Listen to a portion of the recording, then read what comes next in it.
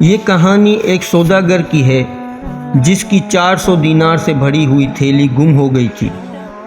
اس نے اعلان کروایا کہ جس شخص کو اس کی تھیلی ملے اور وہ اس تک لے آئے تو اسے 200 دینار انعام دیا جائے گا۔ اتفاقاً یہ تھیلی ایک غریب شخص کو مل گئی۔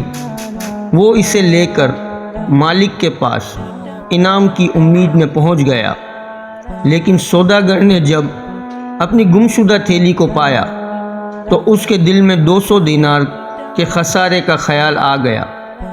وہ بدنیت ہو گیا تھا اور اسے ایک بہانہ سوجھا۔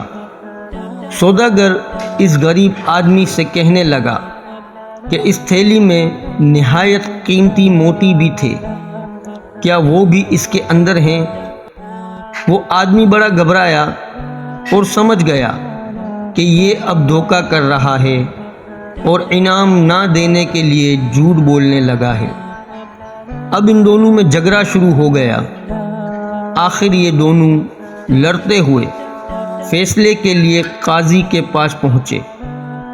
قاضی نے اس غریب آدمی سے موتیوں کے بارے میں پوچھا تو وہ قسم کھا کر کہنے لگا کہ تھیلی میں اسے دینار کے سوا اور کوئی چیز نہیں ملی۔ اب قاضی نے سوداگر سے پوچھا کہ بتاؤ وہ موتی کیسے تھے؟ سوداگر نے الٹی سیدھی باتیں کی اور کچھ صحیح نہ بتا سکا، لہذا قاضی سمجھ گیا کہ یہ جھوٹ بول رہا ہے۔ ظاہر ہے اس کے جھوٹ بولنے کا مقصد یہ ہے کہ اپنے اعلان کے مطابق اسے انعام نہ دینا پڑے۔ اب قاضی نے کہا کہ میرا فیصلہ سنو۔ اے سوداگر، تمہارا دعویٰ ہے کہ تمہاری تھیلی گم ہو گئی جس میں دینار تھے اور بیش قیمتی موتی بھی تھے، اور یہ آدمی جو تھیلی لایا ہے اس میں کوئی موتی نہیں ہے، لہٰذا میں اس نتیجے پر پہنچا ہوں کہ یہ تھیلی تمہاری ہے ہی نہیں۔ تم اپنی گمشدہ تھیلی کے لیے دوبارہ اعلان کروا دو۔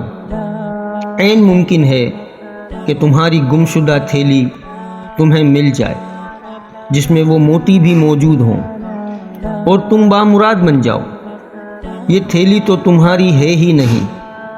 اب قاضی نے اس غریب آدمی کی طرف مخاطب ہو کر کہا کہ یہ تھیلی 40 روز تک احتیاط سے رکھو، اگر اس کا کوئی دوسرا دعوے دار نہ ہو تو یہ تمہاری ہے۔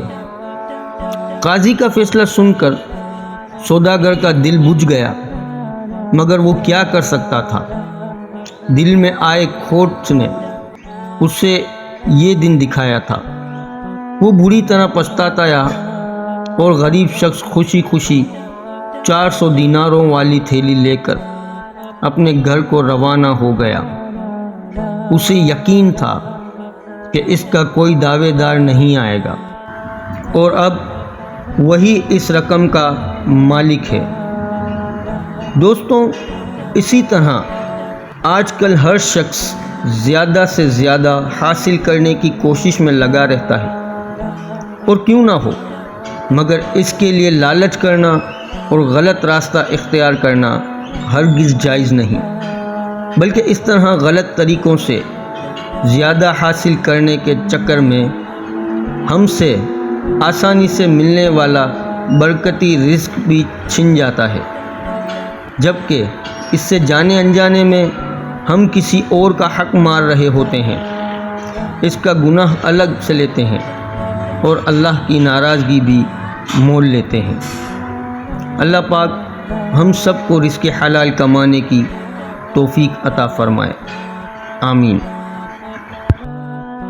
ویڈیو پسند آئی ہو تو لائک اور شیئر ضرور کیجیے گا، اور چینل پر اگر نئے ہیں تو سبسکرائب کر کے بیل نوٹیفیکیشن آن کر دیں تاکہ آنے والی ہر سبق آموز ویڈیوز آپ تک سب سے پہلے پہنچتی رہے۔ شکریہ۔